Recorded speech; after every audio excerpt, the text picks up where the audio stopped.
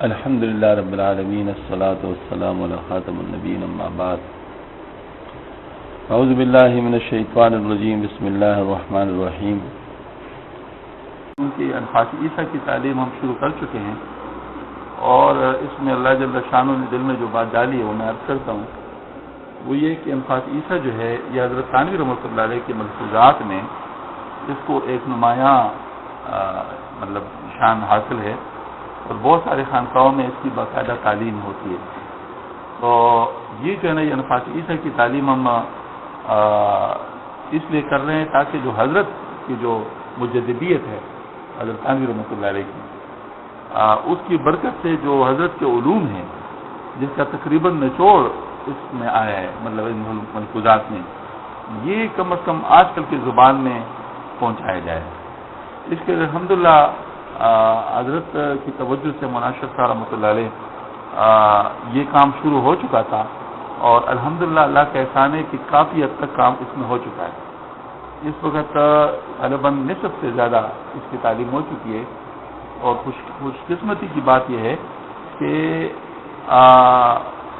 سارا ریکارڈ ہو چکا ہے۔ اب یہ جو ریکارڈ ہو چکا ہے تو اس کا جو ہے نا وہ یہ بات ہے کہ اب ہم اس کو باقاعدہ اس جو ریکارڈ ہو چکا ہے اس کو انشاءاللہ آگے لوگوں تک پہنچائیں گے تاکہ جو اپنے گھروں میں حضرت کے علوم سے استفادہ کرنا چاہیں کمپیوٹر کے ذریعے سے تو اس کو کمپیوٹر پہ ڈال کر انشاءاللہ العزیز اس کو عام کریں گے۔ فرمایا اگر کسی جھگڑے کا اندیشہ نہ ہو تو بیعت توڑنے کی خبر اپنے فاسد العقیدہ پیر سے کرنا بہتر ہے، ورنہ خود اپنا ارادہ ہی کافی ہے۔ بیعت توڑنے کا طریقہ یہی کہ پک ارادہ کر لے، اسے تعلیم نہیں دیتا۔ بعض دفعہ ایسا ہوتا ہے کہ انسان پتہ نہیں چلتا، ویسے چلتے پھرتے میں ویسے ہی کہیں کسی میٹنگ میں ماحول بن جاتا ہے تو کسی سے انسان بیعت ہو جاتا ہے، پر بعد میں پتہ چلتا ہے کہ اس کا عقیدہ ہی خراب ہے، بدعات میں مبتلا ہے، عقیدہ ہی خراب ہے۔ اب ایسی صورت میں اس کو باقی رکھنا تو وہ تو ٹھیک نہیں ہے، کیونکہ ظاہر اس کو باقی رکھے گا تو آخرت خراب ہو جائے گا، جبکہ مشائخ کے پاس انسان جاتے ہے آخرت کو درست کرنے کے لیے۔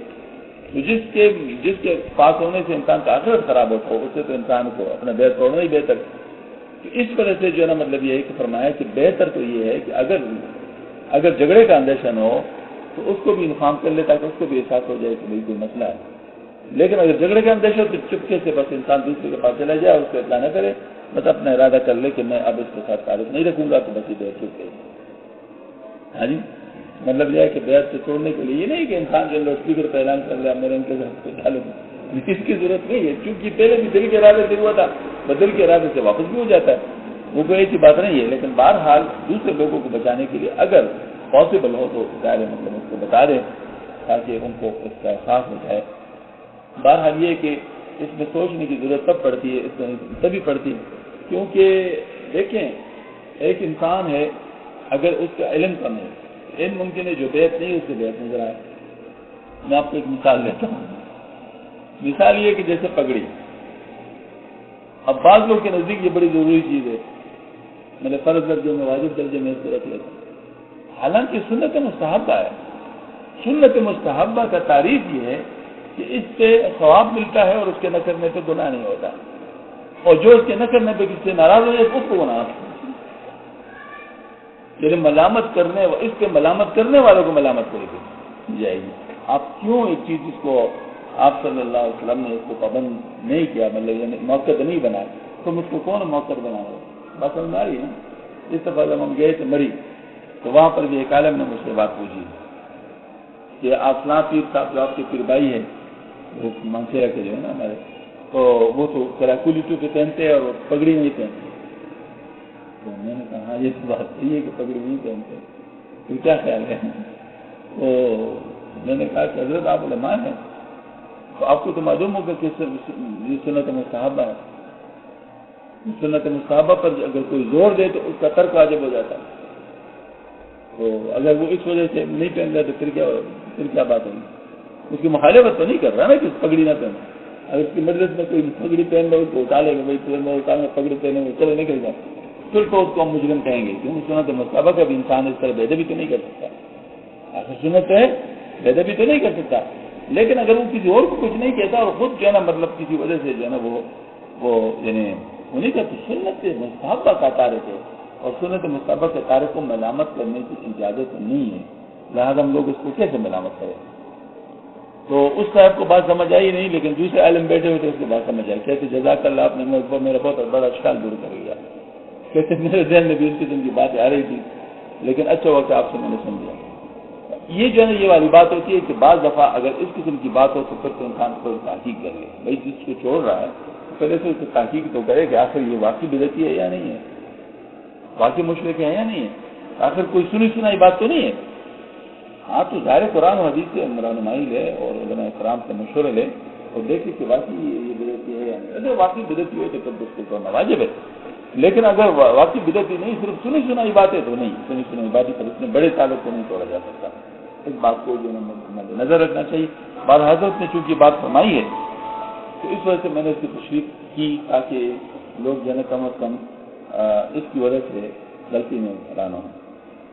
اور میں مرید کو چاہیے کہ شیخ کے سامنے اپنے آپ کو مردہ بدن سے زندہ سمجھے کہ یہی حالت فنا شرط فیض ہے.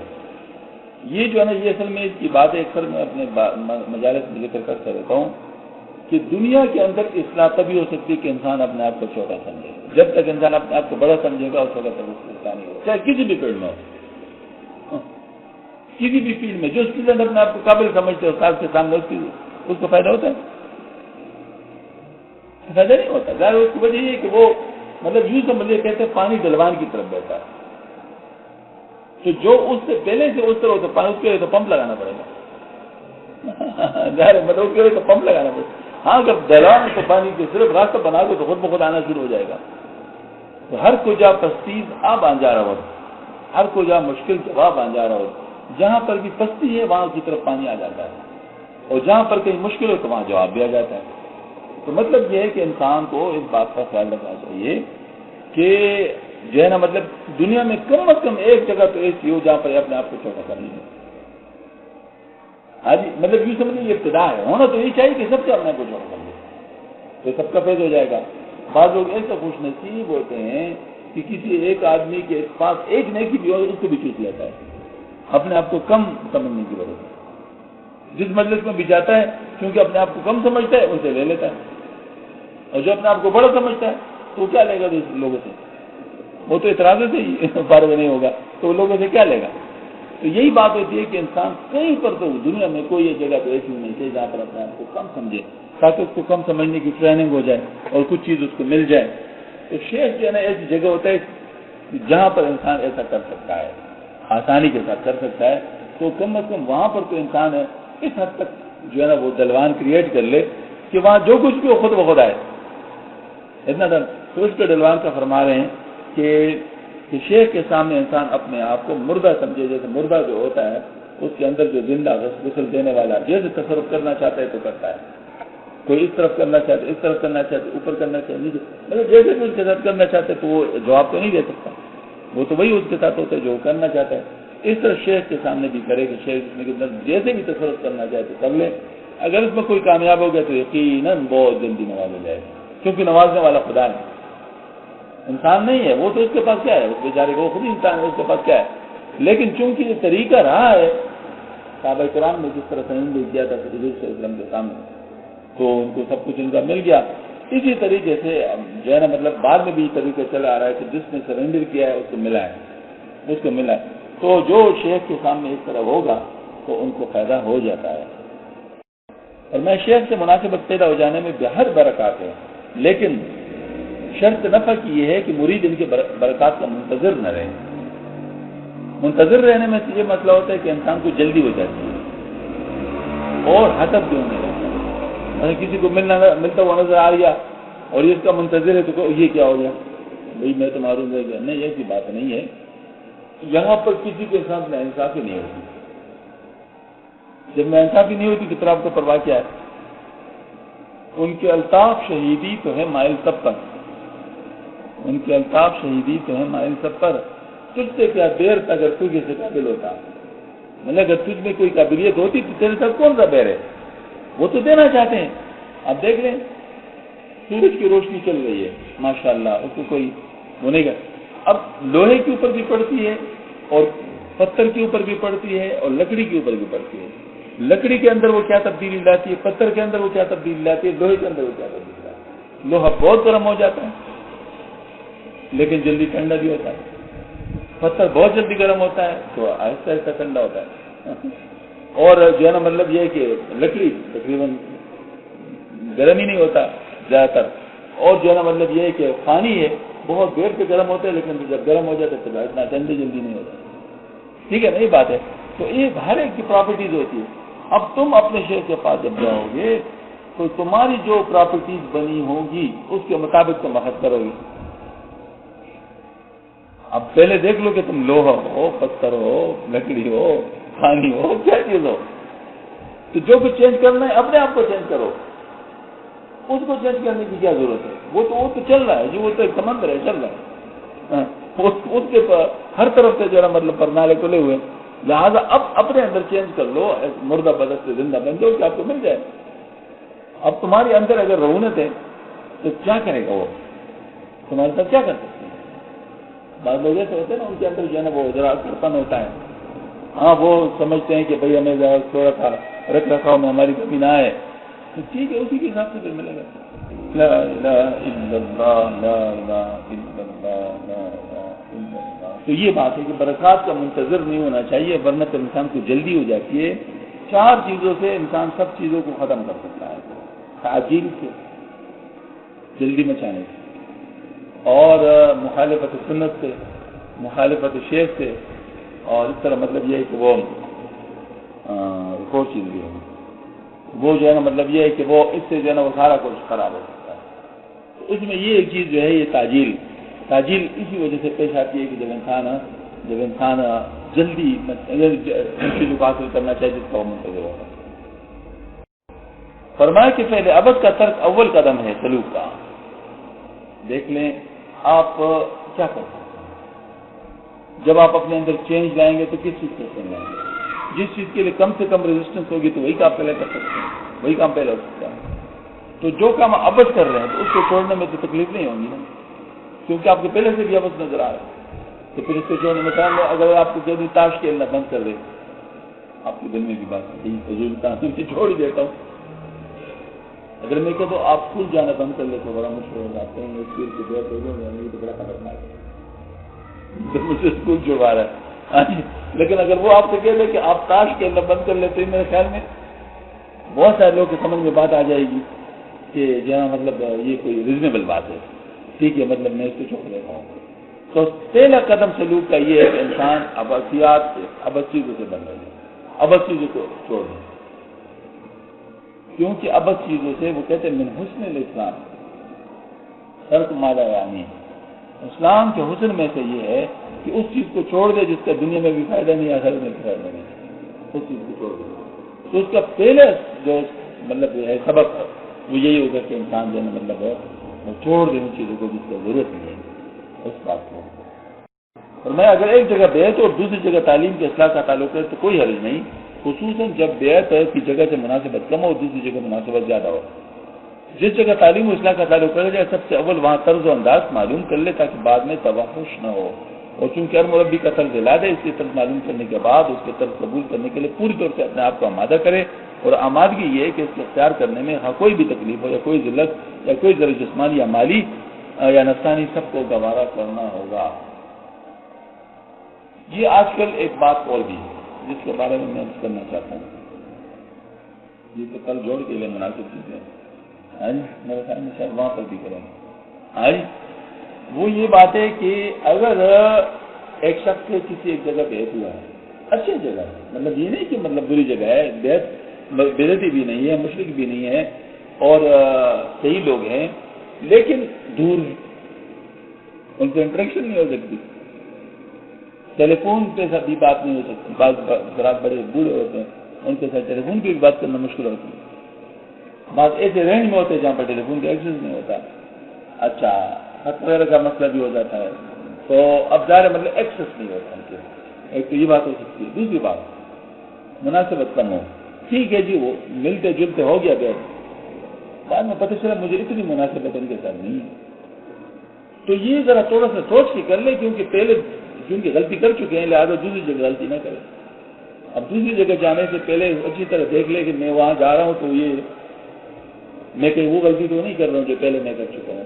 ہاں جی, تو وہاں جا کر دیکھے بالے اور محسوس کر لے کہ میرے لیے یہ جگہ مناسب ہے یا نہیں ہے. اگر دل گواہی دے کہ مناسب ہے تو پھر ٹھیک ہے, پھر ان کے ساتھ رابطہ رکھے.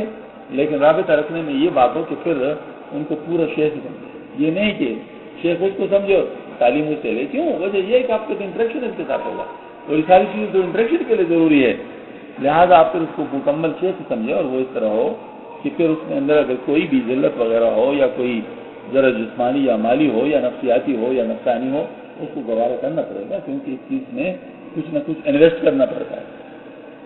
ورنہ یہ بات ہے بغیر انویسٹمنٹ تو کوئی بھی چیز نہیں چلتی نا. انسان کو کچھ نہ کچھ انویسٹ کرنا ہوتا ہے, تو اس میں نہیں جذبات اور احساسات کو انویسٹ کرنا ہوتا ہے. تو وہاں پر جو ہے نا جا کے پھر اسی طریقے سے کریں. پر میں طالب قلت اہتمام کو چھوڑے تو بے نیاز شیخ جس طرح اس کی طرف متوجہ ہو جائے گا. وہ وہی شعر مجھے پھر یاد آ گیا, ان کے الطاف شہیدی پہ مائل سب پر, ہاں کچھ سے کیا دیر کیونکہ سے قابل ہوتا. مطلب یہ ہے کہ اگر تم اپنے اندر تبدیلی پیدا کر لو اور تم جو ہے نا مطلب جو ہے نا وہ جو اہتمام کی جو قلت ہے اس کو ختم کر لو, اپنے اندر طلب پیدا کرو, تو اللہ جل شانہ چونکہ دینے والے اس سے تمہاری طرف متوجہ کرے گا. اور جو ہے نا مطلب ایک اس کو احساس ہونا شروع ہو جائے گا بھائی کوئی بات ہے, یہ مسئلہ ہے. وہ ایک دفعہ میں ہماری ڈیوٹی لگائی تھی مولانا فقیر محمد صاحب رحمۃ اللہ کی خدمت کر, ہمارے عبدالمنان صاحب. تو مولانا فقیر محمد صاحب بہت ہی بے نیاز شیخ, جو حرم شریف میں تو بالکل ہی بے نیاز ہوتے, پرواہ نہیں کرتے تھے کسی کو, جو الگ کی پرواہ نہیں کی تھی. مجھے ملنے کے لے گیا غائب ہو گیا. وہ پرواہ نہیں کرتے تھے کسی کی, ہماری پرواہ کیوں کرتے. تو بہرحال میری تو ڈیوٹی تھی کہ آپ نے چائے ان کو پلانی ہے, اور یہ مجھے اس کا وہ بتا دیے طریقہ سے چائے آپ نے پلانی ہے اس طریقے سے کہ آپ خانہ کعبہ اور ان کے درمیان نہ آئے, ورنہ پھر آپ کو نقصان ہو جائے گا. میں نے کہا انشاءاللہ دونوں باتیں منظور ہے. اچھا, وہاں پر جاتا اور میں حضرت کے پیچھے بیٹھا ہوتا تھا. جیسے حضرت کی چائے کا وقت ہوتا تو میں سائڈ سے آ جاتا اور پیالی رکھ کر ان کی میں چائے ڈال کر پھر خود پیچھے ہو جاتا. جب پیالی خالی ہو جاتی پھر میں آ کر جو ہے پیالی لے رکھا. ان سے میں نے بالکل انٹریکشن کی کوشش نہیں کی کہ میں ان کی طرف اپنے آپ کو ظاہر کرنے کی میں اسلام یہ وہ ہے تاکہ مجھے دل کے بارے نہیں, بالکل نہیں. میں نے بس وہ جو ڈیوٹی لگائی تھی اس ڈیوٹی کو میں کر رہا تھا, اس کے علاوہ کچھ بھی نہیں. 2-3 دن اس طرح ہوا تو حضرت کا مجھ سے پوچھا کہ کون ہے. میں نے کہا کہ محمد اشرف صاحب رحمۃ اللہ علیہ کا مرید ہوں. ہاں وہ تو بڑا اچھا ہے. پھر میں نے کہا کہ میں حلیمی صاحب کو کل ہے, میں حلیمی صاحب کا جو ہے نا وہ گھر والوں کا بھتیجا. اچھا یہ تو اور بھی اچھی بات ہے, یہ دونوں حضرت کو لگا دے. آج بہت خوش ہو گئے. پھر بعد میں ماشاء اللہ دل بہت زیادہ مطلب لگ گیا, تو مجھ سے بات بھی کرتے تھے, دعائیں دیتے تھے اور دعائیں دیتے تھے. دعائیں ان کی بڑی والانہ ہوتی تھی, روتے رہتے تھے, دعائیں بھی دیتے تھے. دعائیں مجھے اکثر دنیا کی دیتے تھے, اللہ تعالیٰ تجھے بڑا افسر بنا دے, تجھے یہ کر دے, تجھے یہ کر دے. میں اپنے آپ کے اندر کھول رہا ہوتا تھا کہ تو بڑا دنیا دار ہے, کہ تجھے حرم شریف میں بھی دنیا کی دعائیں مل رہی ہیں, آخرت کی دعا تجھے نہیں مل رہی. مجھے اس کی تکلیف تھی, لیکن حضرت کیونکہ جلالی بزرگ تھے, میں نے کہا اگر میں حضرت سے کچھ الٹے نہ پڑ جائیں. میں نے کہا چلو اللہ کی طرف جو ہے وہ برداشت کرنا. عرفات میں ہمیں اکٹھا ہو گیا. مولانا اشرف صاحب رحمۃ اللہ علیہ بھی تھے, مولانا محمد صاحب رحمۃ اللہ علیہ بھی تھے, بہت سارے حضرات میں بھی تھا. ایک وقت آیا کہ بالکل حضرت بالکل خالی ہو گئے, کوئی اور ساتھ نہیں تھا. چپکے سے میں قریب پہنچ گیا حضرت کے ساتھ. میں نے کہا حضرت آپ بڑی اچھی دعائیں کرتے ہیں ہمارے لیے, لیکن آج میں ایک دعا آپ سے اپنی مرضی کو کرانا چاہتا ہوں, اگر آپ اجازت دے. حضرت موڈ میں تھے, عرفات میں ظاہر ہے میرے حضرات موڈ میں ہوتے ہیں کیونکہ بڑی نورانیت ہوتی ہے. تو مجھ سے پوچھا کہ کیا بتاؤ شبیر کیا پوچھا اس کو میں. تو میں نے کہا کہ حضرت آپ میرے لیے دنیا کی دعائیں کرتے ہیں, آج میری آخرت کی دعا کرے کہ اللہ مجھ سے راضی ہو جائے. اتنے خوشی تھے, ہاتھ میں لاؤ شبیرہ. پہلے تو ہاتھ میں لا, اس کو خوب جھٹکا دیا. پھر جو حضرت کا والہانہ انداز میں دعائیں, اللہ سے بہت راضی ہو جا, بہت راضی ہو جا, بہت راضی ہو جا. یہ تو حضرت کا انداز تھا. میں نے کہا اللہ کا شکر, اللہ پاک نے دعا عرفات کے لیے رکھی تھی. اللہ کا شکر ہے. ورنہ ظاہر ہے مطلب یہ ہے کہ باقی دعائیں تو مل رہی تھی, وہ بھی ہماری ضرورت ہی تھی, ویسے تو نہیں ہے, لیکن بہرحال دل میں یہی بات ہوتی تھی کہ کاش حضرت میرے لیے آخرت کی دعا کر رہے, اللہ پاک نے آخرت کی دعا کرنے والا بات ہوتی ہے. تو یہ میں عرض کرتا ہوں کہ اگر فرمایا کہ طالب قلت اہتمام چھوڑ دے تو بے نیاز شیخ بھی اس طرح ان کی طرف متوجہ ہو جائے گا, اسی طرح متوجہ ہو جائے گا. ٹھیک ہے نا. فرمایا یہ گمان کرنا کہ صرف بیعت میں اثر دفع امراض باطنی کا ہے, بالکل غلط ہے. بیعت صرف مجاہدہ اتباع کا نام ہے, آگے اتباع کی ضرورت ہے اور اتباع کا محل عمل ہے, اور عمل میں البتہ خاصیت دفع امراض باطنی ہے. یعنی بیعت محض ایک ذریعہ ہے. اگر کوئی بغیر اس ذریعے کے وہ اصل چیز کو حاصل کر سکتے جو اعمال صالحہ ہے, اعمال صالحہ باطنی ہے, تو اس کے ذریعے سے پھر امراض باطنی دفع ہو جائیں گے. لیکن بیعت جو ہے نا, چونکہ بڑا مؤثر ذریعہ ہے, اس کے اندر انسان نفسیاتی طور پر اپنے آپ کو بڑا بائنڈنگ محسوس کرتا ہے, بائنڈنگ محسوس کرے کہ میں پولیس کے ساتھ ہوں, اور شیخ بھی سمجھتے ابھی میرے ساتھ ہے. وہ کہتے ہیں پشتو میں ہمارے دل بھر میں چلے گڑو ملما اگے کی, جو بہت سارے لوگوں کا مہمان ہوتا ہے نا, وہ بھوکا رہتا ہے, ہوتا ہے نا. اگر آپ جائیں لاہور میں, 4-5 گھر ہو آپ کے جاننے والے, اور جو ہے نا مطلب یہ ہے کہ آپ نے کسی کو ایک کو بتایا نہیں ہو کہ میں آپ کے ساتھ کھانا کھاؤں گا, ہر ایک سمجھے گا کہ شاید دوسرے کا پاس جائے گا, پتہ چلے گا کہ کہیں پر بھی انتظام نہیں ہو چکا ہوگا نا, اس طرح ہو جاتا ہے. اسی طرح جو ایک مشکل ایک شیخ کے ساتھ وابستہ نہیں ہوتے, سب سمجھتے ہیں کسی اور کا ہوگا, دوسرے سمجھتے کسی اور کا ہوگا, تیسرے سمجھتے کسی اور کا ہوگا, ہر ایک اس کو دوسرے پہ چھوڑتا ہے. نتیجتاً یہ بالکل ویسے معروم رہ جاتا ہے. بیعت کا کم از کم یہ فائدہ تو ہے کہ شیخ جو ہے نا اس کو اون کر لیتا ہے, اس کو سمجھ لیتا ہے کہ میرا ہے, پھر اس کی طرف متوجہ بھی ہوتا ہے. اور یہ ہم نے دیکھا ہے الحمدللہ, اللہ کا احسان ہے کہ گڑیاں قبولیت کی ہوتی ہے الحمدللہ, بعض مقامات قبولیت کے ہوتے ہیں. تو اب دیکھ لیں اس وقت جو اللہ یاد کرا دے تو ان کے لیے دعائیں تو دل سے نکلتی ہیں نا. تو اب تو کون یاد ہو گیا بتائیں مجھے, یاد کون ہوگی؟ اپنے رشتے دار, اپنے متعلقین, محبوبین, محبوبین, یہی یاد ہوتے ہیں نا. تو جن کے ساتھ بھی تعلق ہوتا ہے تو ظاہر اس وقت وہ یاد آ جاتے ہیں. تو یہی اصل چیز ہوتی ہے کہ وہ ان کا اون کر لے, تو دعاؤں میں بھی ان کا حصہ, اور ویسے بھی ایجوکیشن میں بھی ان کا حصہ. باقاعدہ ان کی ایسی فکر کرتے جیسے ہم اپنے اولاد کی فکر کرتے ہیں. تو یہی اصل میں بنیادی چیز ہوتی ہے. اگر اس کے ذریعے سے کسی کو فائدہ ہو سکتا ہے تو کیوں نہ اس کا حاصل کر لیں. اللہ جل شان ہم سب کو دونوں مشائخ کے لیے ایک کارآمد نصیحت فرماتے ہیں. مشائخ کو چاہیے کہ وظیفہ وغیرہ بتلانے سے پہلے 2 کام بتائیں. ایک اخلاق کی دوستی, اور دوسری بقدر ضرورت علم کی تاثیر. اس میں اصل میں وجہ یہ ہے کہ اگر وظائف شروع کر لیے اور اس میں کچھ مزہ وغیرہ آنے لگے تو لوگ اسی کو کمال سمجھنے لگتے ہیں, اور باقی جو اصل امور ہے اس سے غافل ہو جاتے ہیں. تو یہاں پر اگر میں فرمایا کہ 2 کام پہلے ہم کو بتانے چاہیے. ایک اخلاق کی دوستی کرنی چاہیے,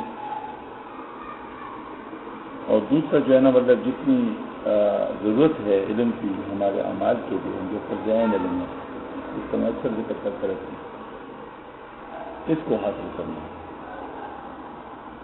یہ جو یہاں پر ہمارے جوڑ کا سلسلہ ہے, اس میں الحمدللہ یہ مقصد ہے پورا کرنے کی کوشش کی جاتی ہے. جو ضرورت ہے وہ حاصل ہو جائے. اور اخلاق کے بارے میں وقتاً فوقتاً یہ جو بیانات ہوتے ہیں وہ اس میں جو مطلب اس کی ضرورت روشنی ڈالی جاتی ہے. اب ظاہر عمل ہر ایک کی اپنی قسمت ہے جتنی کہ عمل کر لے, لیکن بہرحال یہ دونوں باتیں ضروری ہیں. اپنے اخلاق کو درست کرنا, اس کی فکر ہونا, اور علم کا حاصل کرنا, بالخصوص وہ علم جو کہ فرض عین ہے. فرمایا شیخ سے مستغنی نہ ہونے کا یہ مطلب نہیں کہ تعلیم کی احتیاج رہتی ہے، بلکہ مطلب یہ ہوتا ہے کہ تعلق کا احتیاج رہتا ہے، یعنی اس سے اعراض اور مماثلت کی افضلیت کا دعویٰ قاطع طریق ہے۔ اور تعلیم میں بھی اتنی احتیاج رہتی کہ اس کے اصول کا ترک جائز نہیں، دو فروع میں اجتہاداً اختلاف ہو جائے اور وہ بھی ادب کے ساتھ۔ یہاں حضرت نے خلفاء اور مجاہدین کے بارے میں ارشاد فرمایا کہ وہ بھی اپنے شیخ سے مستغنی نہیں ہوتے، اور اس کا مطلب یہ فرما رہے ہیں کہ یہ ضروری نہیں کہ ان کو تعلیم ہی کا اختیار ہو، یعنی ان کو پھر دوبارہ تعلیم کیا جائے، بلکہ اس کا مطلب یہ ہے کہ وہ تعلق جس کی وجہ سے وہ چل رہے ہیں اس کی اب بھی ضرورت ہے،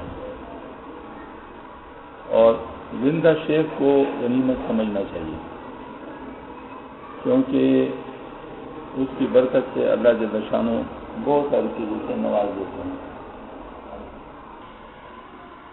تو حضرت فرماتے ہیں کہ اگر کوئی صاحب مجاز بھی ہو جائے اور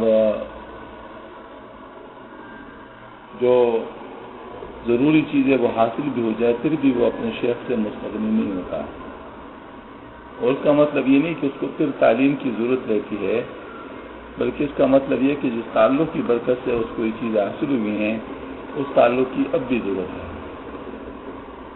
اور بالخصوص اس سے اعراض، اپنے شیخ سے اعراض یا اس کے برابری کا یا اس سے افضل ہونے کا دعویٰ ایک انسان کو بالکل ختم کر دیتا ہے۔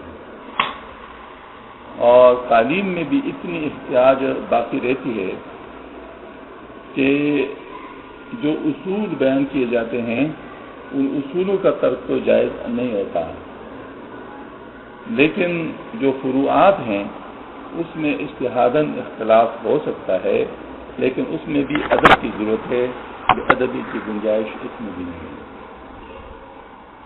بلکہ اصل میں ہمیں جو اکابر سے پتہ چلا ہے اس میں سب کچھ ادب کے ذریعے سے ملتا ہے،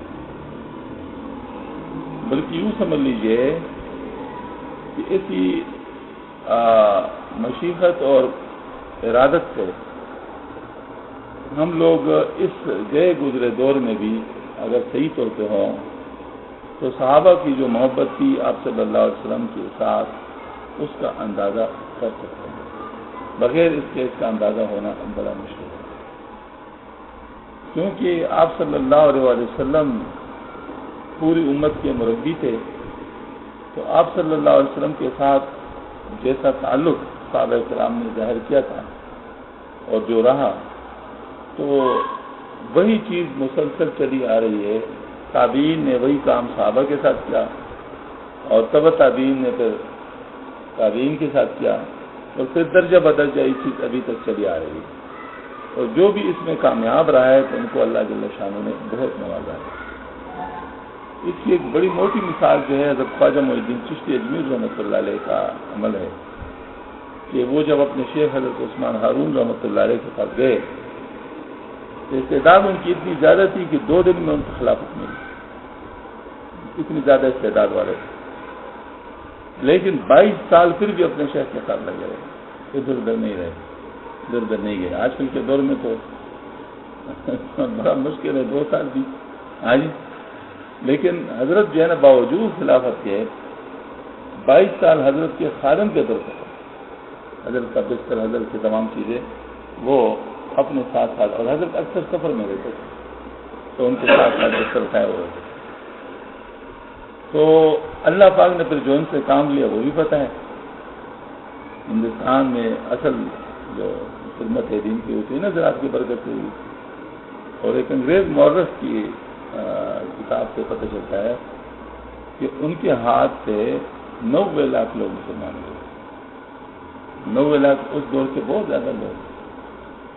تو یہ اصل میں اللہ جل شانہ کے فضل سے ہوا، اور اللہ جل شانہ کا فضل ادب کے ساتھ ہوتا ہے، جو جتنا زیادہ ادب کرتا ہے لیکن اصولوں کے ساتھ، اصولوں کو توڑ کر نہیں، کیونکہ ہمارا جو مسلک ہے وہ یہ ہے کہ توحید لازم ہے، ہمارے دین کا اساس ہے، اس کو چھوڑ کے تو انسان کچھ بھی حاصل نہیں کر سکتا، لیکن توحید کے اندر اتنا زیادہ غلف نہ ہونے پائے کہ بے ادبی ہو جائے شاعر اللہ کی اور اکابر، اور اسی طریقے سے اکابر کا ادب اور شاعر اللہ کی تعظیم لازمی ہے، لیکن اتنی غلف اس میں نہیں ہونی چاہیے کہ اس میں شرک ہونے لگے۔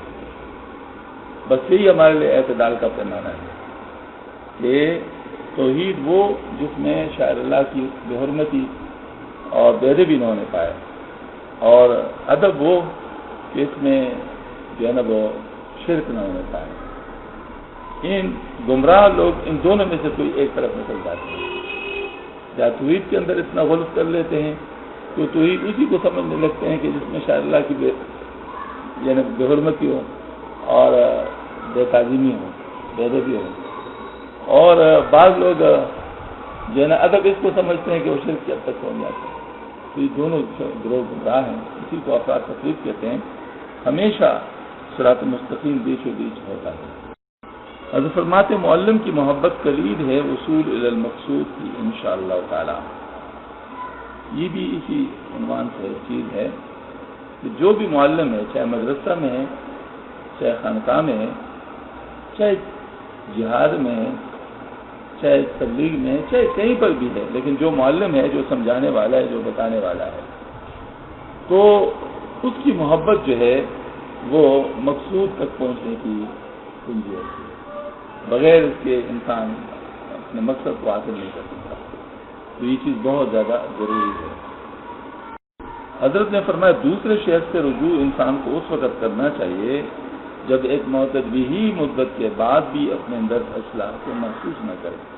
اور اصلاح کے معنی یہ ہے کہ دوائی معاصی کے مزمحل ہو جائے، لیکن شرط یہ ہے کہ شیخ اول کی مجوزہ تدابیر پر پوری طرح عمل کر چکے ہوں اور پھر بھی کامیابی نہ ہوئی ہو، ورنہ وہ تو اس طرح کا مذاق ہو جائے کہ نسخہ تو کیا نہیں اور حکیم صاحب کی شکایت کے ان سے علاج سے نفع نہیں ہوا۔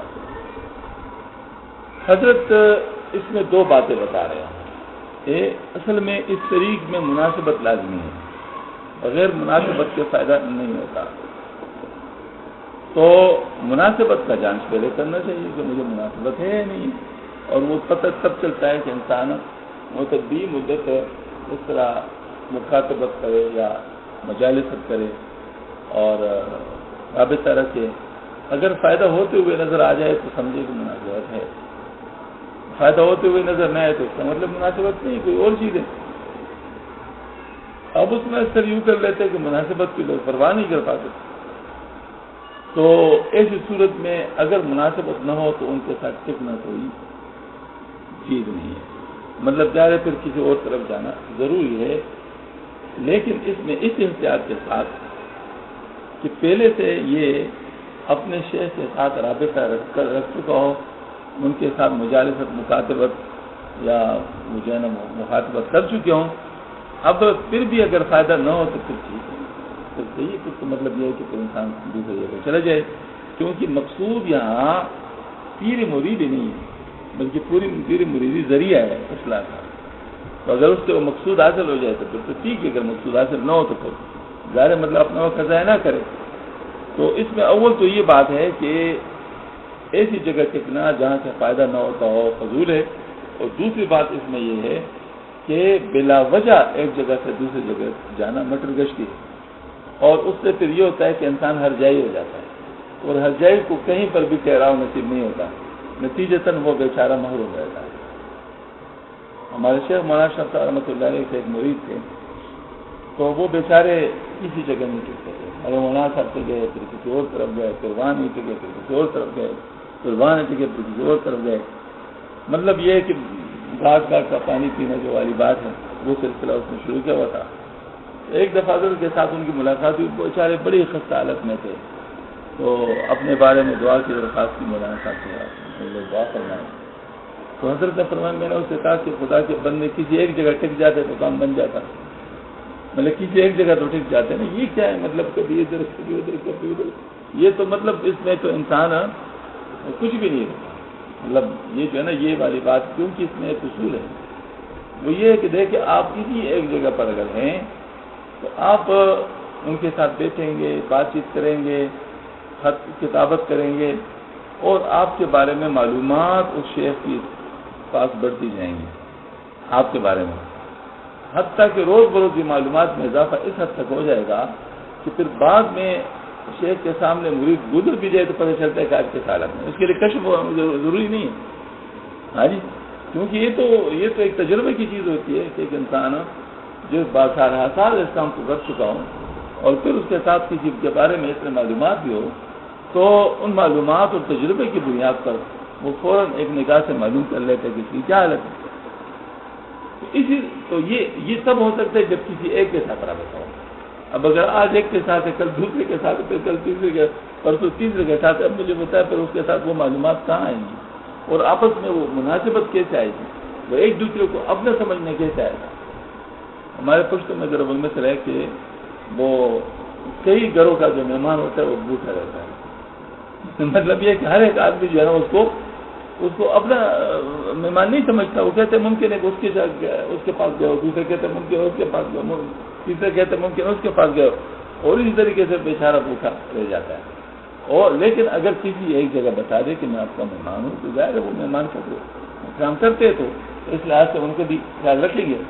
تو یہاں پر بھی یہ بات ہے کہ مختلف جگہوں پہ جو ہر جائی شخص ہوتا ہے اس کو کوئی بھی اپنے نہیں سمجھتا، نتیجتاً وہ بیچارہ ویسے ہی محروم رہ جاتا ہے۔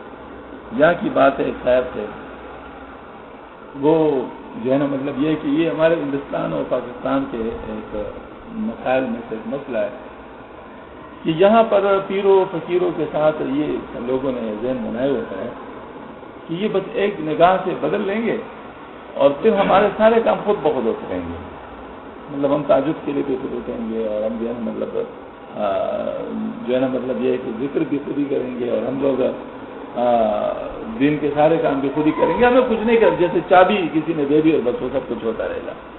یہ عموماً مزاج ہے، جب یہاں کا یہ ہے جاتا۔ اچھا تو وہ صاحب آئے تو وہ کہتے جی بس وہ بڑی مشکل سے پہنچوں آپ تک، یہ ہو گیا نہیں کہ چلو ٹھیک ہے۔ وہ تھے وہ حافظ قرآن تھے لیکن اس کا حفظ کچا تھا۔ ہاں جی، باہر یہاں پر آگے اٹھنا بیٹھنا شروع ہو گیا الحمدللہ۔ اللہ تعالیٰ نے اس کو فضل کیا کہ اس کا حفظ مطلب اس کو اللہ پاک نے توفیق دی اور اس کو کیسے کر دیا، اور بھی ماشاءاللہ کچھ مسائل میں اللہ پاک نے اس کی مدد فرمائی۔ ایک دن مجھے کہتے ہیں مجھے فائدہ نہیں ہو رہا،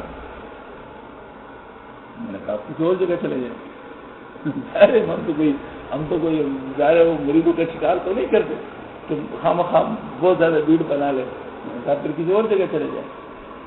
تو کہتے مجھے فائدہ نہیں ہو رہا، میں نے کہا وہ تو آپ کا فیصلہ ہے نا، تو آپ اپنے فیصلے پر عمل کر لیں، میں تو آپ کو روکتا نہیں، لیکن اگر آپ مجھ سے مشورہ مانگے تو پھر مشورہ ہے، یا آپ مجھ سے حقیقت پوچھے تو حقیقت بھی کچھ نہ کچھ عرض کر لوں گا اپنے تجربے کے روشنی میں، کہتے پھر آپ مجھے بتائیں۔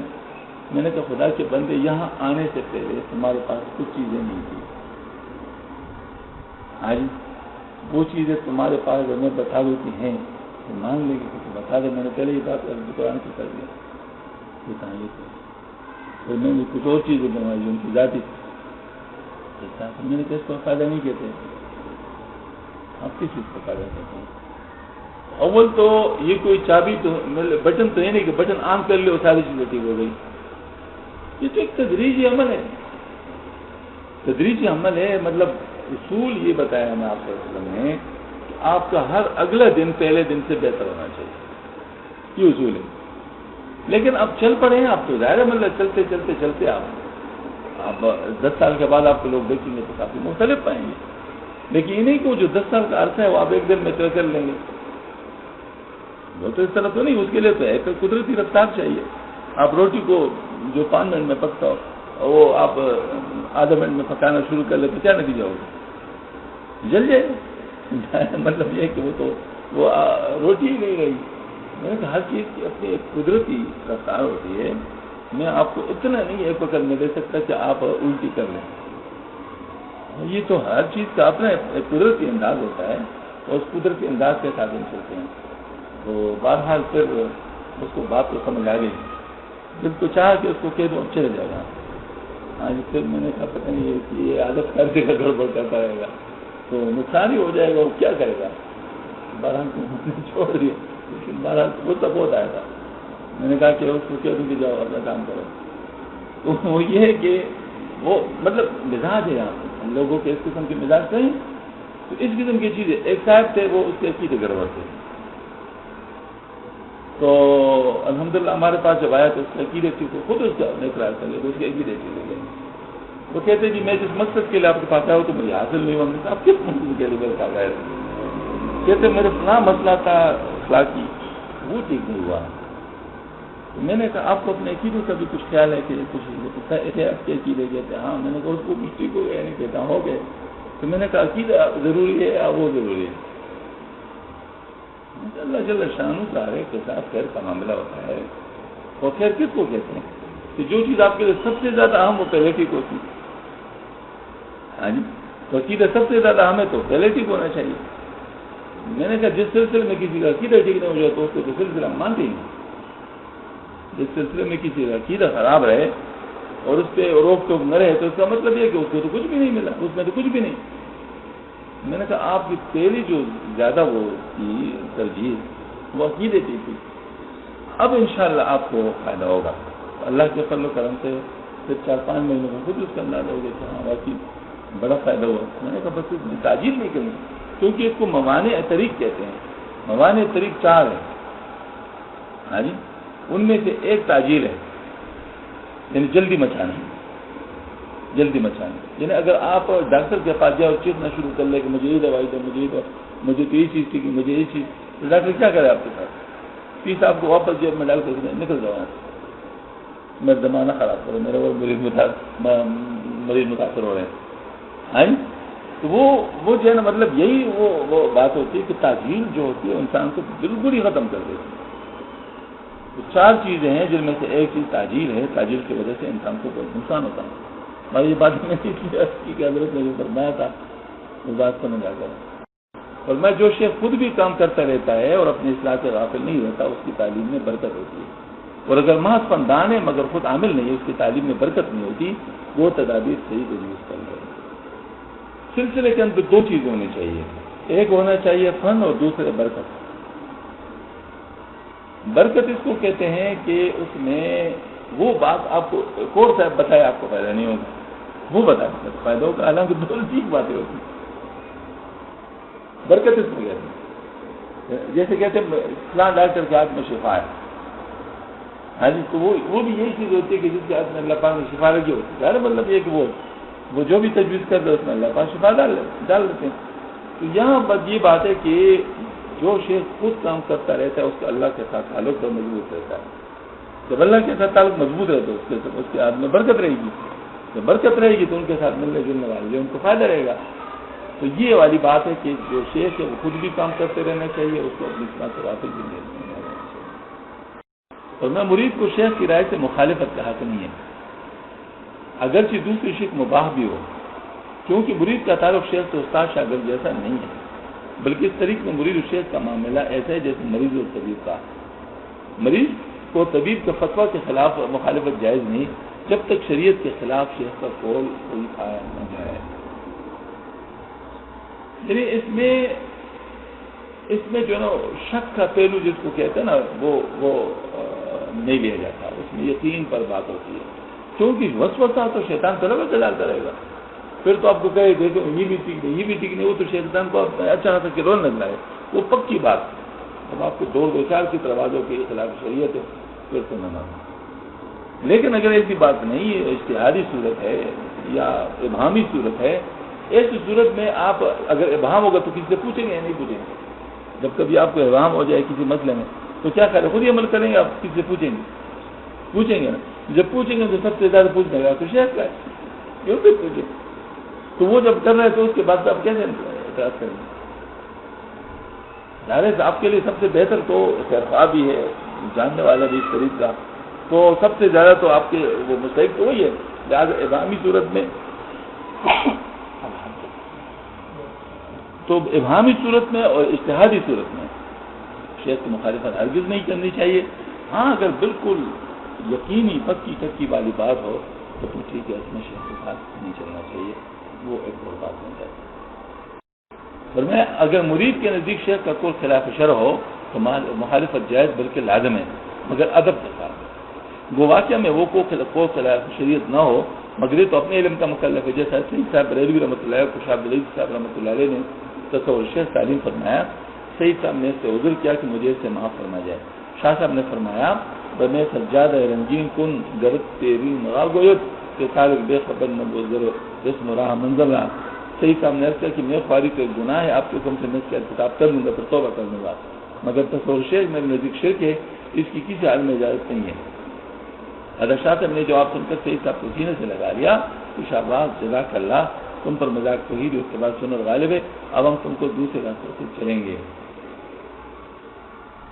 بات بالکل صاف ہو گئی، اس کو سلوکی نبوت کہتے ہیں۔ اس میں ایک بات یہ ہے کہ جس صاحب کا جن چیزوں میں دو رائے ہو اور اس میں علمی رخ سے جو ہے نا مطلب ایک بات ان کے اوپر واضح ہو چکی ہے، ایسی صورت میں وہ اپنے شیخ کے تعلیم سے عذر کر سکتا ہے۔ جہاں دیکھ لیں انہوں نے بے ادبی نہیں کی، بات کی لیکن بے ادبی نہیں کی، شیخ نے بھی اس کو مان لیا، حالانکہ وہ شیخ کے نزدیک صحیح بات تھی، شیخ کے نزدیک صحیح بات تھی، ان کے نزدیک صحیح بات نہیں تھی، تو انہوں نے عذر کر لیا اور حضرت نے اس عذر کو مان لیا۔ لیکن اس میں ایک الگ بات نظر آ رہی حضرت ہی کے ملفوظات میں، فرمایا اگر گناہ ہو تو وہ میں کر لوں گا، شرک نہیں کر سکتا، کیونکہ شرک اللہ معاف نہیں کرتے، ان کے نزدیک یہ شرک تھا۔ لیکن اتنی بات تو پکی ہے کہ باوجود اس کو شرک سمجھنے کے اپنے شیخ کو مشرک نہیں سمجھا۔ پھر آپ اس کے مجھے اور تفصیل بتا دیں یہ کیا چیزیں تھیں، خود اس کو شرک سمجھا نا، لیکن شیخ کو مشرک نہیں سمجھا۔ اب بتاؤ یہ کیا چیز ہے؟ ایک تو اتنا ظرف ہو کسی میں، سعید صاحب جیسا تو وہ تو یہ بات کر سکتا ہے کہ دیکھو ایک چیز کو شرک کہہ رہا ہے لیکن شیخ کو مشرک نہیں کہہ رہا، اور یہ کہہ رہا کہ آپ کے کہنے پہ میں گناہ کر لیتا، ہاں اس سے توبہ کر لیتا۔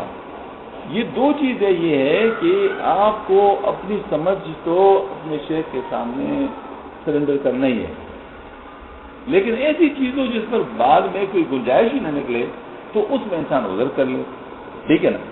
اب چونکہ ان دو چیزوں کو جمع کر دیا، ادب کو اور شریعت کے تقاضے کو، دونوں کو جمع کر لیا، تو شیخ نے اسی وجہ سے ان کو سینے سے لگایا۔ یہ وہ چیز سے کمال کی جو حضرت کو پسند آئے، ان کو اپنے سینے سے لگایا کہ ہاں میں ہم آپ کو اب اس راستے سے آپ کی تسلی سے مدد، ہاں جی، ان دو چیزوں کو نہیں جمع کر سکتے بس آسانی کے ساتھ۔ اب اگر ہم کہہ دیں کہ ہر ایک اس طرح کر لیں تو پھر ہر ایک اس طرح بن جائے۔ جیسے تانوی رحمۃ اللہ علیہ سے کسی نے کہا کہ یہ فلاں کہتا ہے کہ ہم لوگ مہر فاطمی مقرر کریں گے، اور میں پھر علی بن جائے، تو مطلب یہ ہے کہ وہ تو پھر ظاہر یعنی اس کے جو تقاضے ہیں وہ بھی تو پورے کرنے۔ ایک انسان اپنے نفس کی وجہ سے مہر فاطمی کر رہا ہے، دوسرا مطلب اس کا وہ مستحق ہے، اس کی شان ہے، تو دونوں میں فرق ہے۔ تو یہاں پر بھی یہ بات ہے کہ جو سعید صاحب رحمۃ اللہ علیہ تھے، چونکہ مجدد تھے اپنے دور سے، تو مجدد جو ہوتے ہیں ان کو کچھ خصوصی چیزیں عطا فرما دی جاتی ہیں، جو ان میں سے یہ بھی تھی۔ حضرت ایسے مجدد رہے ہیں کہ جو بالکل امی محض تھے، ہمارے جو سعید صاحب وہ درسیات سے فارغ نہیں تھے۔ اس کی وجہ یہ تھی کہ حضرت جو ہے یہ بھی ان کا واقعہ ہے کہ ایک دن آیا اپنے شیخ سے کہا کہ حضرت مجھے حروف نظر نہیں آتی، تو ان نے باریک باریک جالیاں منگوا لی، ان سے کہا کہ ان کو گنو تاروں کو، سارے تار گن کر بتا دیے، وہ صحیح حروف نظر نہیں آ رہی۔ حضرت نے ان سے پوچھے جاؤ مجھے بتاؤ آج کیا کیا عمل کون سا کیا؟ حضرت اور تو کچھ نہیں، پڑھنے کے لیے گیا تھا تو جنگل میں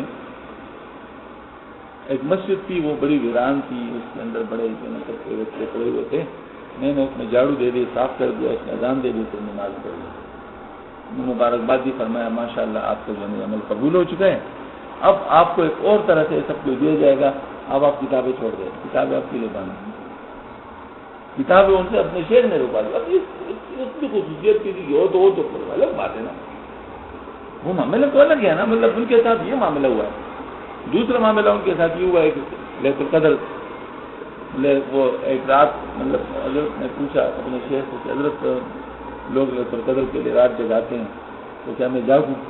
اور میں نے جتنے رات آپ کا جاگنے کا معمول ہے اتنا جاگ لو اور باقی سو جاؤ، اگر لیلۃ القدر ہو آپ کو جگا دیا جائے۔ وہ ظاہر مطلب یہ ہے کہ وہ سوئے ہوئے تھے، اس نے مجھے دیکھا کہ آپ سے اسلم خلفاء راشدین کے ساتھ وہ تشریف لائے اور میں اٹھو غسل کر لو لیلۃ القدر ہوتی۔ اب جن کی یہ خصوصیت ہو تو ظاہر ان کے معاملات اون ہوتے ہیں نا، وہ تو نہر کے سر بدراشد کلندری، مطلب یہ تو نہیں کہ بس وہ جو آدمی جو ہے نا بال صاف کر لے تو کلندر بن گیا، یہ تو ظاہر مطلب ہر چیز کا اپنا اپنا انداز ہے۔ میں نے ساری چیز اس لیے بتا دی کہ آج کل چونکہ اعتراض تو بہت آسان ہے اور اعتراض کو لوگ پسند بھی بہت کرتے ہیں، تو اچھا خاصا غور نکل آئے گا، بھائی تو بس ٹھیک ہے جی اب تو ہم بھی کریں گے، سلوک نبوت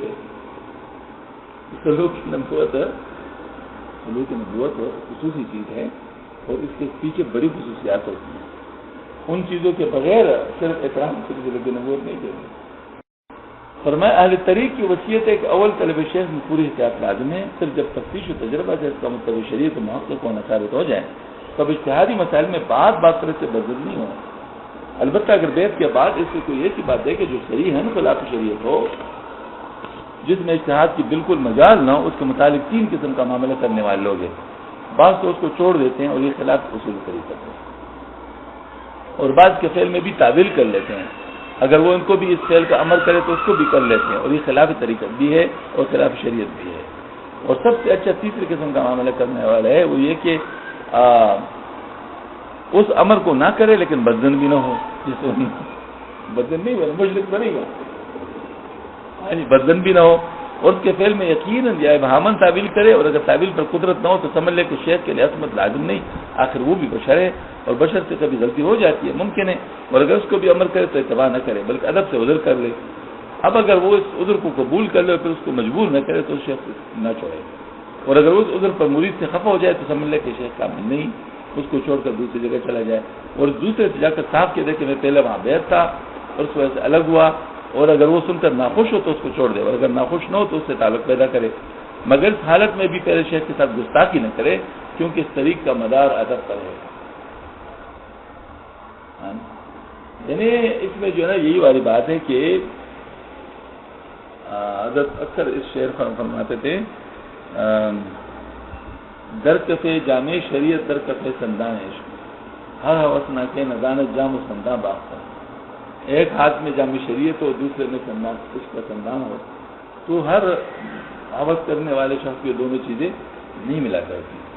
تو مطلب یہ ہے کہ یہ جو ہے نا یہ والی بات ہے کہ اس میں بین بین والا مسئلہ ہے کہ نہ تو شریعت پر حرف آئے نہ طریقت سے انجام ہے، طریقت اصل میں شریعت کی تکمیل کو کہتے ہیں، تو ان دونوں کے اندر جدائی تو نہیں ہو سکتی۔ ہاں البتہ یوں کہہ سکتے ہیں کہ شریعت کے وہ جو باطنی تقاضے ہیں ان کو دل سے مان لینا اور دل کے اندر ان چیزوں کو پیدا کرنا، یہ جو ہے نا مطلب طریقت ہے۔ تو یہاں پر یہ والی بات ہے کہ ادب چونکہ اس کا بنیاد ہے اور ادب کا تعلق دل کے ساتھ ہے، لہذا اس کے اوپر حرف نہیں آنا چاہیے، اور ساتھ ساتھ شریعت کی والی بات کی ہے۔ میرے ساتھ یہ بات ہو گئی تھی لیکن میں اس کو زیادہ اس لیے بیان نہیں کر سکتی، پھر وہی والی بات کو وہ مطلب لوگ جو ہے نا آج اعتراض کو بہت خوش مطلب وہ سمجھتے ہیں نا، حالانکہ اعتراض ضروری نہیں ہے کہ وہ جو ہے نا ہر جگہ ایسے ہی۔ ہمارے روح تلال کا جو مسئلہ تھا، روح تلال کا ہمارے پشاور کے علماء کرام کا اپنا ایک نقطہ نظر ہے، تو ان کو میں ناحق بھی نہیں سمجھتا ہوں، صرف ایک اختلاف ہے، اجتہادی اختلاف ہے، تو ان کا ادب میرے دل میں ہے یقیناً، ان کے ساتھ میں بات چیت بھی کرتا رہتا ہوں۔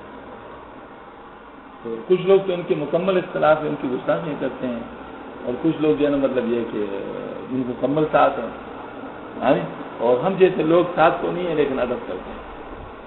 بہرحال یہ کہ وہ حضرت بھی ان میں سے تھے کہ وہ بھی اطلاع کا مطمئن میں علماء کے ساتھ تھے. اب میرا سارا پروگرام یہ تھا اور شیخ جو ہے نا ہمارا تو معاملہ تو مشکل تھا. اب صدر سے اس کے خلاف کر بھی نہیں سکتا تھا, اب شیخ کے ساتھ وہ بھی نہیں کر سکتا تھا. تو اس وجہ سے میں نے کہا کہ حضرت مجھے روکتے تو میں روک نہیں سکتا, کیونکہ میرے اوپر کوئی فرض تو ہے نہیں,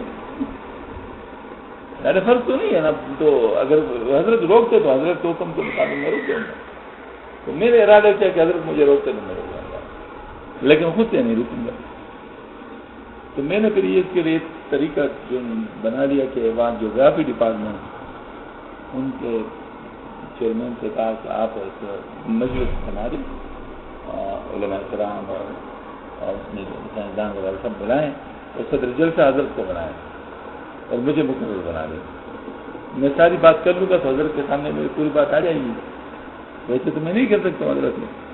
تو اگر حضرت نے میری وہ کر دی, رد کر لی تو میں رک جاؤں گا, اور اگر رد نہیں کیا تو پھر تو دیکھیں. تو انہوں نے بات مان لی, انہوں نے واقعی بہت برس یعنی مطلب جلسہ کیا, علماء کرام کو بھی ملایا, ساتھ انجام دی. سخت بارش تھی اس دن, بارش میں بھی میرا تشریف ہے. اس وقت مجھے اپنے تجویز کو شرمندگی بھی حضرت کو بارش میں تکلیف تھی. بہرحال یہ کہ حضرت تشریف آئے, میں نے پورا لیکچر دیا, سوال جوابات ہوئے, اور جو میرا نقطہ نظر تھا سب میں نے پیش کر دیا. اب جب حضرت کے صدارت کی خطبہ آ گیا تو حضرت نے مجھ پہ ذرہ بر بھی رد کیے بغیر اپنا پورا نقطہ نظر بیان کیا. یہ بھی نہیں کہا کہ یہ غلط ہے بات, ایک لفظ بھی نہیں کہا. میں نے کہا پھر مسئلہ ہو گیا. بہرحال پھر میں گیا حضرت کے پاس شام کو. حضرت یہ حضرات کا انداز ہوتا ہے کہ ذرا جو بولتا ہے تو تھوڑی سی ان کی شنٹنگ ان کی غلط ہے کہ ذرا وہ تکبر نہ ہے, عجب نہ ہے نا. تو خوب مجھے ڈانٹا, بڑا بولتے ہو, یہ کرتے ہو, وہ کرتے ہو, جیسے مشاہد کا طریقہ ہوتا ہے خوب ڈانٹا. اس کے بعد پھر ظاہر جیسے حضرت کا پیار کا انداز ہے وہ چلتا رہا. تو میں نے کہا حضرت اب تو آپ کے سامنے میری ساری بات آ گئی. تو میں ہاں, تو میں نے کہا آپ اگر فرما دیں گے تو میں اب میں اس پہ رک جاؤں گا, میں اس کے بعد نہیں کروں گا اس کو, اگر آپ مجھے حکم دے رہے ہیں. حضرت تھوڑی دیر کے لیے مراقب ہوئی,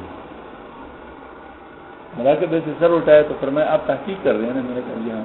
فرمایا کرتے رہیں, کیا رہ جائے, چلے اب اس کے بعد کریے. پھر میں نے یہ کہا کہ پورا مضمون لکھ دیا اس کا اپنے تحقیق کا. حضرت سے میں نے حضرت اس کی اصلاح فرما دی. اب اس میں تو ساری بات, اس کے بعد تو کوئی بات نہیں رہی. حضرت نے اس کی کیا کی درستی ذرہ بر بھی مطلب نہیں سکتی. اب اس کے بعد پھر کیا کیا کی تو درستی کو ظاہر میں کی غلطی تو ہمارے پیدائش ہوتی ہے, تو وہ تو ہماری غلطیاں ہوتی ہے, تو حضرت نے درست کر لی. باقی جو ہے نا وہ یہ ہے کہ وہ حضرت نے اس کو ذرا بر بھی کر دی. اس کو سن کر بعد میں مفتی مختار الدین شاہ صاحب رونے لگے, کہتے ایسے لوگ اب کہاں ملیں گے. اتنا وسیع دل کہ ایک مرید چاہ رہا ہے کہ مطلب یہ ہے کہ اس کو ساز ہے, لیکن انہیں بالکل نہیں اسی طریقے سے چلا کرتا ہے. مطلب یہ ہے کہ یہاں پر معاملہ چلتا ہے, لیکن اگر ایسا نہ ہو تو پھر جو ہے نا پھر وہ مثال پیدا ہو جاتی ہے. حضرت فرماتے ہیں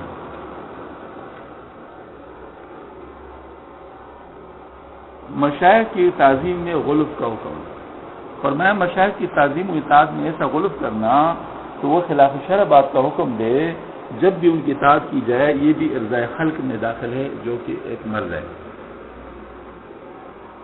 آج کل کے دور میں اس کی بڑی ضرورت ہے جاننے کی. اس کی وجہ یہ ہے کہ لوگوں میں سلطان علم ختم ہو چکا ہے. سلطان علم اس کو کہتے ہیں کہ جو وحی کے علم سے پہنچے, اس میں انسان اپنے جذبات اور عقل کو دخل دے. یہ سلطان علم کا نہ ہونا ہے, کیونکہ شریعت کا جو علم ہے وہ ساری چیزوں پہ فوقیت رکھتا ہے, کیونکہ یہ آیا براہ راست اللہ تعالیٰ کی طرف سے اور حضور صلی اللہ علیہ وسلم کے واسطے سے ہم تک پہنچا ہے. اب اس کے اندر نہ کوئی تبدیلی کر سکتا ہے نہ کسی کو تبدیلی کا اس میں حق ہے۔ اس میں ہم لوگوں کا یہ طریقہ ہونا چاہیے کہ جو کچھ بھی ہے یہ حق ہے، اس کے اندر ہم اپنے ذہن کو نہیں لڑائیں گے، کیونکہ عقل کی جو آخری سرحد ہے وہاں سے شریعت کی ابتدا ہوتی ہے۔ یہ جو کام انسان عقل سے کر سکتا ہو تو اس کو تو عقل پر چھوڑ دیا گیا ہے۔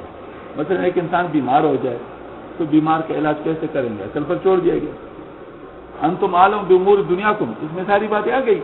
مطلب جو دنیا کی جو باتیں ہیں یا اس اسباب کے اختیار کرنے کی جو باتیں ہیں، چاہے وہ انجینئرنگ ہے، چاہے وہ میڈیکل ہے، چاہے وہ کسی اور علم سے تعلق رکھتے ہیں، وہ جو چیزیں ہم لوگ کر سکتے تھے اس کے لیے تو عقل استعمال ہوتا ہے۔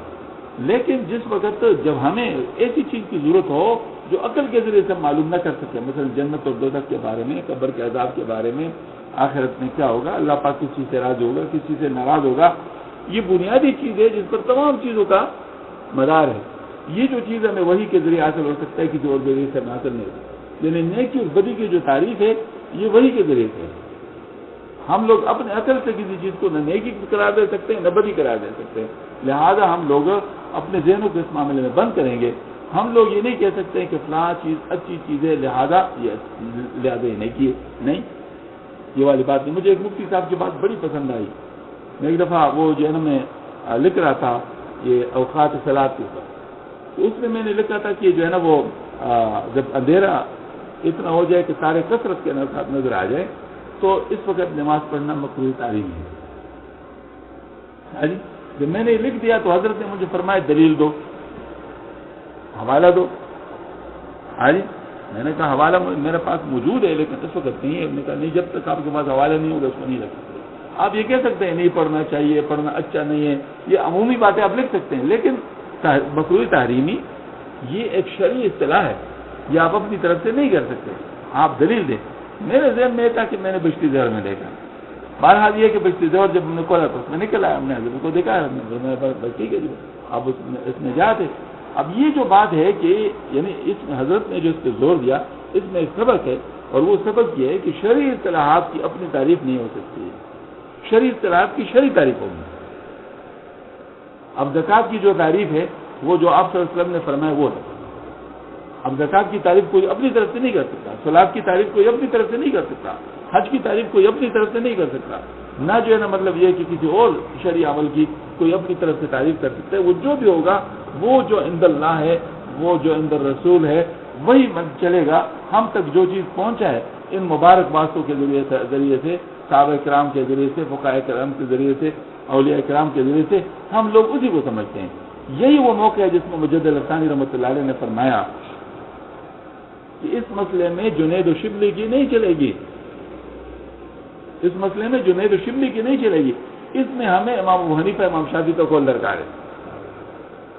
مطلب یہ کہ جو یہ جو باتیں ہیں اس کے اندر ہم لوگ اپنی طرف سے کشفیات کے اوپر یا خوابوں کے اوپر یا کسی اور چیز کے اوپر مدار نہیں رکھ سکتے۔ دین بالکل واضح ہے، اس کے اندر کوئی آگے پیچھے کی بات نہیں ہے، لہذا جیسا ہے اسی طریقے اس کو رکھنا ہے، نہ اس میں کمی کرنی ہے نہ اس میں زیادتی کرنی ہے۔ یہ تمہید میں نے اس لیے مانگی کیونکہ معاملہ بہت ہی زیادہ اہم ہے، تاکہ ہمارے ذہنوں کے اندر یہ بات اچھی طرح آ جائے۔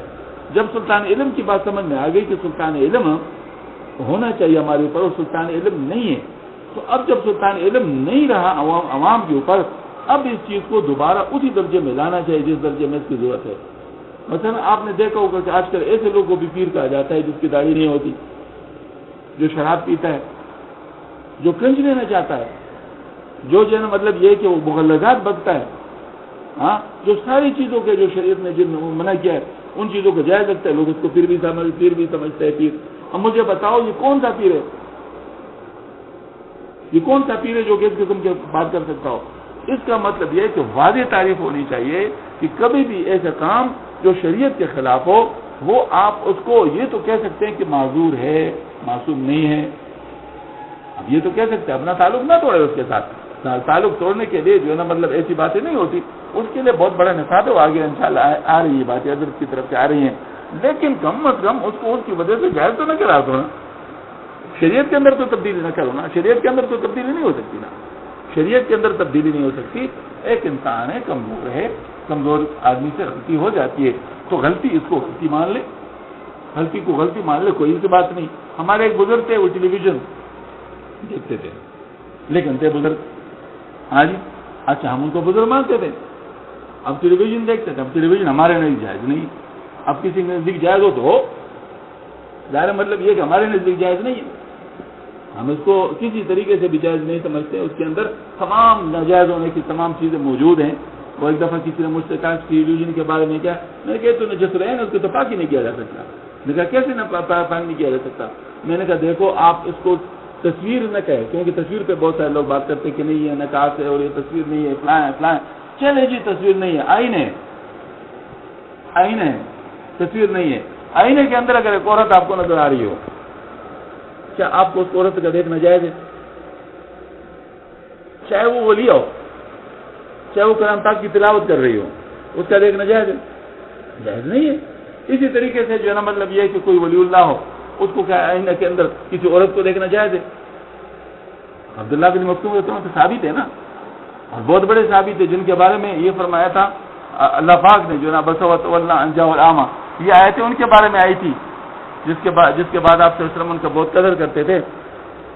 وہ جب تشریف لائے نابین صحابی اور امہات المومنین وہاں تشریف فرماتی، وہ جو ہے نا مطلب یہ کہ وہ وہاں بیٹھی رہی. آپ سے ہم نے فرمایا کہ تم جاتی کیوں نہیں ہو؟ یا رسول اللہ تو نابینا ہے. فرمایا تم تو نابینا نہیں ہو.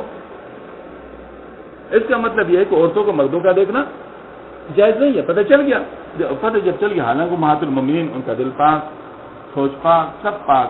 اور جو تھے عبداللہ بن مکتوم رضی اللہ عنہ بہت بڑے صحابی. ہاں جی، جب یہ والی بات سامنے آ گئی تو اسی طرح اگر ٹیلی ویژن کو آپ آئینہ بھی کہہ دیں تو آئینے کے اندر مرد کو عورت کے دیکھنا کہاں جائز. اور جب یہ والی بات مان لی تو ٹیلی ویژن کے ساتھ یہ چیز تو ہے. جب یہ چیز ہے تو مجھے آپ ایسی عورتیں بتا دیں کہ جس وقت ان کے اوپر مرد آ جائے تو ان کی نگاہیں نیچے ہو جائے، اور ایسے مرد بتا دے کہ عورتیں ان کے اوپر آ جائے تو ان کی نگاہیں نیچے ہو جائے. تو ظاہر ہے اس پہ مرد ہوتی ہیں یا اس کے اوپر عورتیں ہوتی ہیں یا مکس ہوتی ہیں، تو ہم اس کو جائز نہیں کہتے. ہم اس کو جائز نہیں کہتے. لیکن جو بھی جائز کہتے ہیں ہم ان کو معذور کہہ دیں گے. ہم کہہ دیں کہ فی الحال ان کو مسئلہ پورے طور پہ شرع صدر نہیں ہوا، ہم جو ہے نا ان کے بزرگی کے بھی خلاف نہیں ہوں گے مثال کے طور پر. لیکن ان کی اس بات کو اگر صحیح نہیں کہہ سکتے. تو مجھے جب لوگ گھر والے نے بہت تنگ کیا کہ تو اس طرح دیکھتے ہیں، میں نے کہا پیغمبر نہیں ہے، ہم پیغمبر کے ماننے والے ہیں. وہی جو مجھے افسانی رحمۃ اللہ علیہ والی بات کہ ہمیں اس وقت امام ابو حنیفہ امام شبلی کی بات، امام ابو حنیفہ امام شافعی رحمۃ اللہ کی بات چاہیے، ہمیں اس میں شبلی اور جنید کی بات نہیں چاہیے. ٹھیک ہے، الحمدللہ حضرت کی ایک جگہ اس میں جو ہے نا مطلب ابتدا میں ہم نے بھی یہ بات کر دی.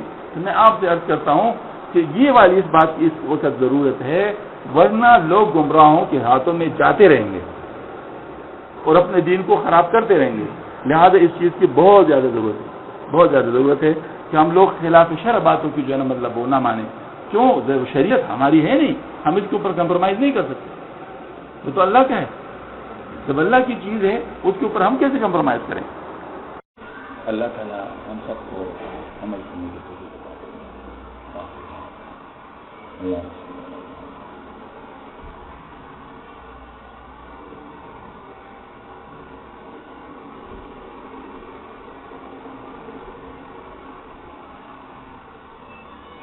اس کو